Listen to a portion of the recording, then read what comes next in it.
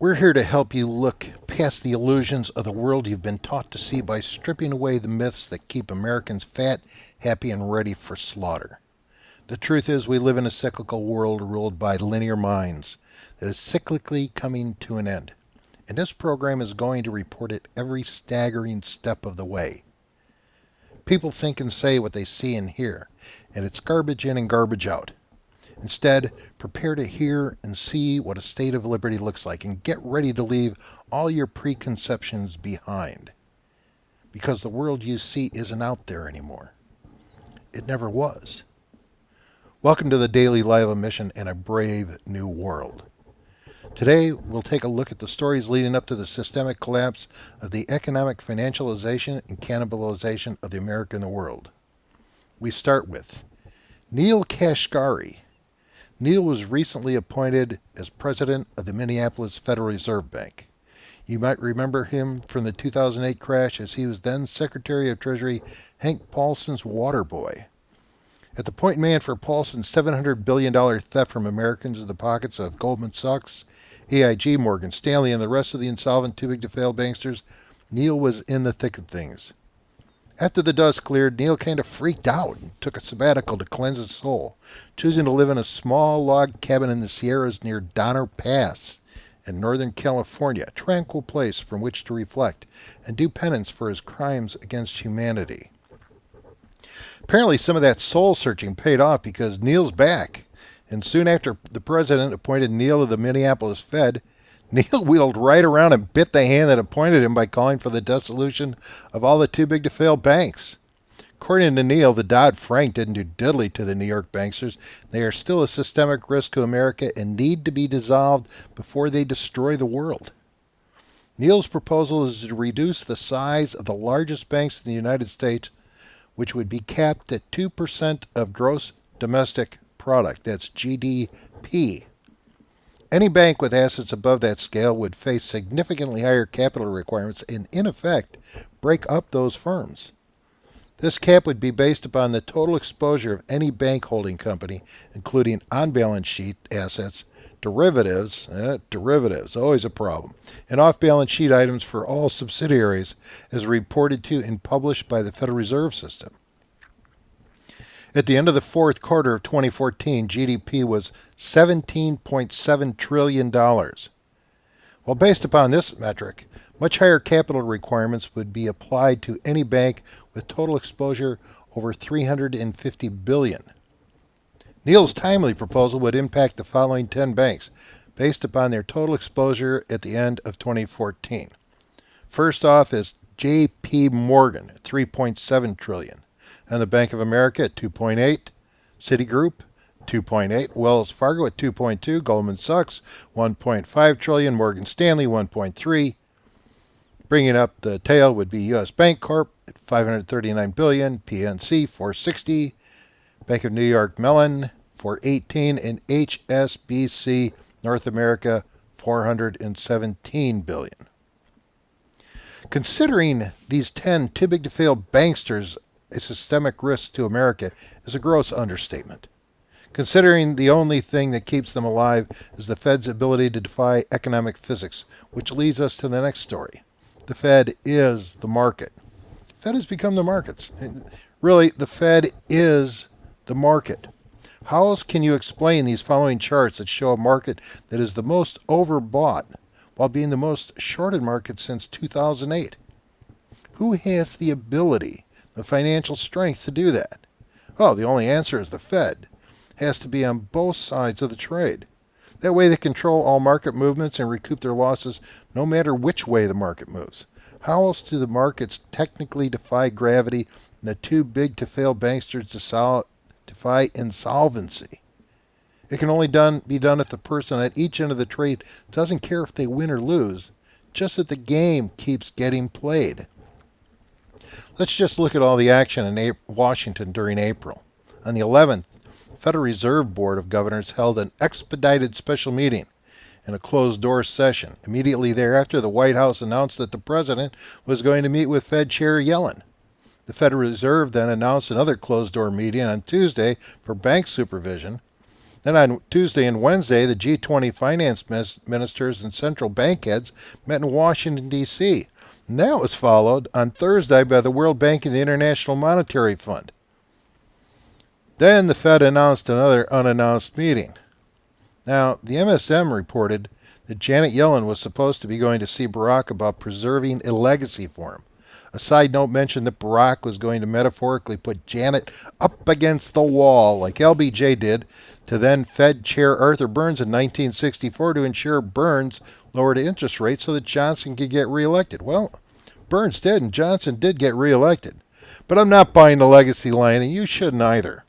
What I believe happened is that Janet Yellen visited Barack to tell him the wheels are coming off the great American economic recovery illusion, and we're about to have another financial meltdown. Doesn't it strike you as strange that Janet Yellen would visit Barack Obama in the White House in a hastily arranged meeting following a hastily called FOMC meeting that was followed by another hastily called FOMC meeting? It's the same week that G20, IMF, and the World Bank all met in Washington, D.C.? And that counter to all protocol, Joe Biden was included in the meeting because you never have the president and vice president hanging out together in case of a disaster. Oh, of course, unless that disaster is unfolding before their eyes, and both of them need to hear just how bad it is. Well, then that's different. And all stars point to this being the case, which brings us to the G20 in town.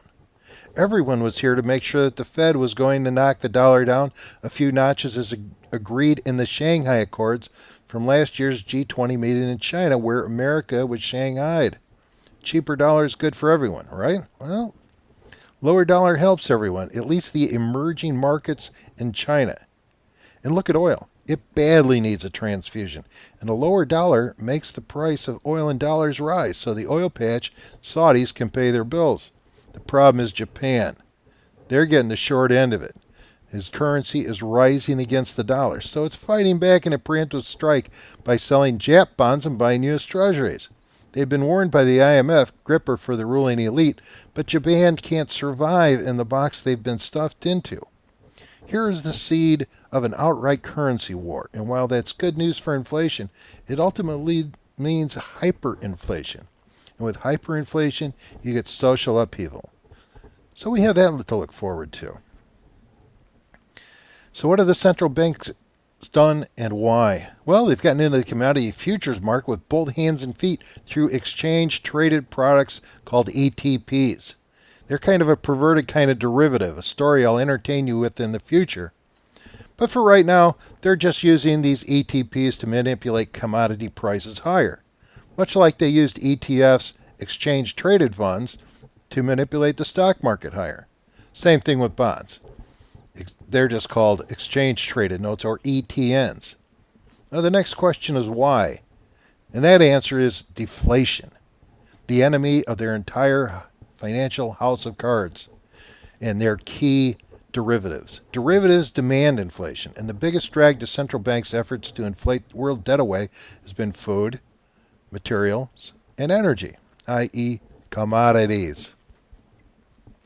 So on the 18th of April, after the love fest of bankers in Washington, D.C., they started driving up grain prices on the commodity exchanges because they needed a little more room to paint themselves into their ever-increasing, shrinking corner. Here's their logic. They have to artificially raise commodity valuations in order to artificially raise inflation because they're getting desperate to lift themselves out of the giant cluster they've gotten themselves and the entire world into with their Dr. Mengele-styled ZERP and NERP experiments. Sure, it's insane, but when you look at the way the daily volume records the Chicago Board of Trade have been absolutely crushed during the week of April 18th, following the great banker love fest, taking the price of grains parabolic on massive record volumes so great, the only explanation can be central bank involvement. But this shouldn't be a big surprise because since late 2015 we've seen the same thing happen in steel, copper, aluminum, and oil, especially oil. And why? Well, because there are billions in oil loans coming due now, right now. There are trillions behind those, and they're all tied to derivatives. Once the derivatives domino starts to fall, it can't be stopped like we saw in 2008. The big difference between 2008 and 2016 is that in '08 the world of derivatives was around $75 trillion. Now it's over half a quadrillion. And I've heard numbers even approaching a quadrillion and more. But this should give you some idea of the scale by which the coming crash is going to outstrip the crash of '08. So they're trying to work and patch it up on the run, but it isn't going to work. They're even backpedaling on the Dodd-Frank Act by abandoning mark-to-market. Just ask the Dallas Fed, who was caught by Zero Hedge, telling banks they don't have to mark-to-market their oil loans. The Dallas Fed won't admit it, but that's exactly what they did earlier in the month when they brought in a bunch of oil patch bankers and laid out the new accounting rules. Sure, it's against an act of Congress and Dodd-Frank, but who cares? It's just Congress. Technically, it's called forward guidance, but in layman's terms, it's called cooking the books. But if you ask the Dallas Fed President Bob Kaplan, a former VP at Goldman Sachs, Bob will tell you that no, he didn't do that. He wouldn't do that. He couldn't do that. But he did. Forward guidance? Yes. Officially? Niet. While Bob is breaking the law in Texas, Janet Yellen is working hard to break the laws of physics and make the market levitate and gap higher. See this chart. Because the Fed is in the markets big time, working both sides of the street and then some. In fact, the Fed is the market. Anything to maintain the illusion that things are really okay. It's like Jean-Claude Juncker, president and chief liar for the European Commission, said, "Hey, when it gets serious, you have to lie." That's what's going on here. America is being lied to again, all the time, everywhere, by our government. Again.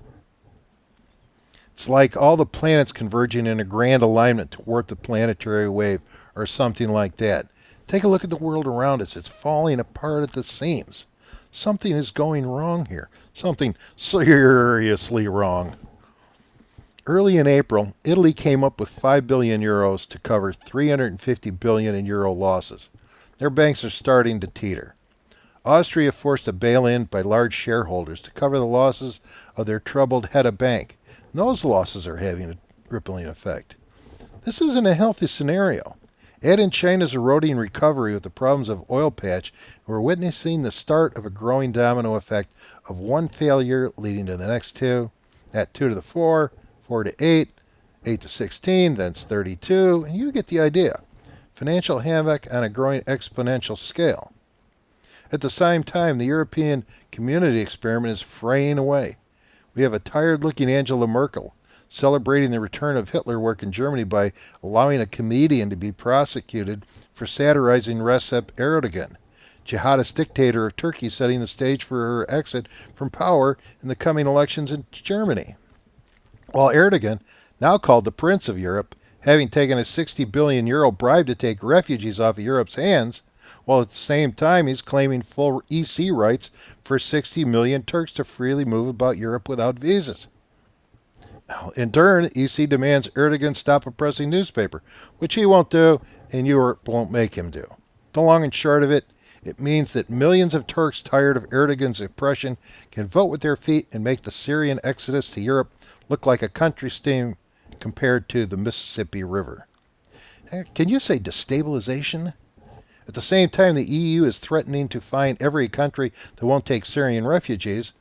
Austria, France, Hungary, and Germany, and everyone else is telling them to go to hell. Then there's Brexit, or England's exit from the EC, which is gathering steam, especially after President Obama came and threatened England not to leave the EC. That worked really well. While in France, Le Pen is gathering momentum to leave the EU, followed by everyone else. At the same time, America is threatening Russia with war if they don't stop flying their planes too close to our ships that we are sailing right up to their front door. If anyone has noticed, the temporary truce in Syria falling apart while a 30-year-old Wahhabi fanatic takes over control in Saudi Arabia. Now that the Trump candidacy is free of Cruz and Kasich, Trump has announced a former Goldman Sachs man as the head of bribes. Fundraising.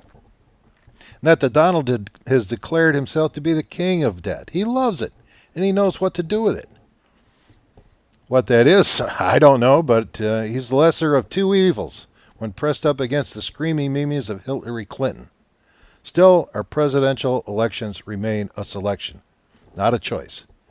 But this presidential race is full of surprises, as Hillary is coming close to an indictment as Secretary of State, and or the Clinton Foundation, which is just starting to come under substantial charges of fraud, starts coming home. Is it any surprise to see Joe Biden waiting in the wings? I wonder what Bernie has to say about that. Well, verily, verily, I say unto thee, you haven't seen nothing yet.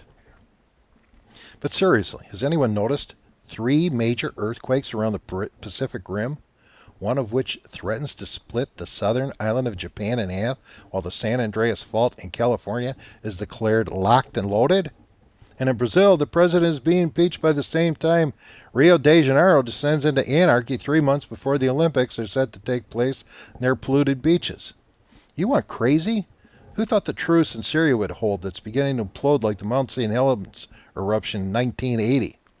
The point is, if you're looking for black swans for a black swan event, these are just a few that landed on our doorstep, and I can only guarantee you there are more on the way. Which one tips the boiling pot over? Take your pick. All I know is that central banks of the world have run out of ammo and are helpless. Even BIS, the International Clearing Central Bank for Central Banks, is suggesting reserves for derivatives be reduced. Why? Because defaults are going to hit the world of derivatives soon, and central banks are fresh out of tricks to keep the lie alive.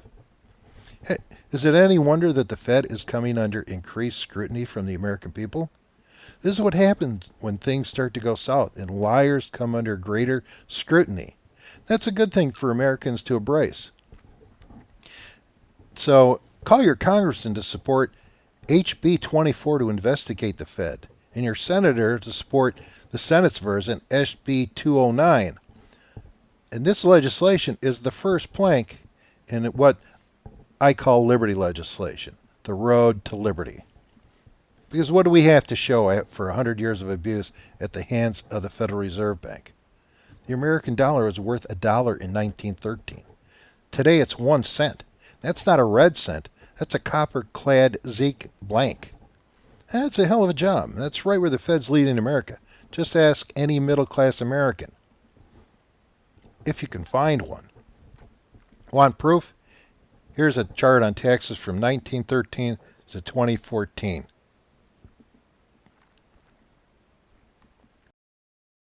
Taxes have grown exponentially. In 1913, the tax rate was 1% if you made enough to pay taxes. Today, Americans are under siege with taxes that can easily take 50% of Americans' income, especially lower incomes where sales and incidental taxes strike the hardest.